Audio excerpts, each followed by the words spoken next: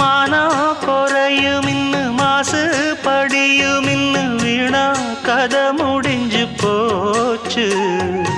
ஈசான மூலையில லேசான பள்ளி சத்தம் மாமன் பேர சொல்லி பேசுது.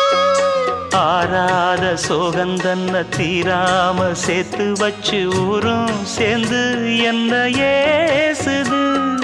மாமா மாமா உன்னத்தானே எண்ணி நானும் நாளும் தவித்தேனே.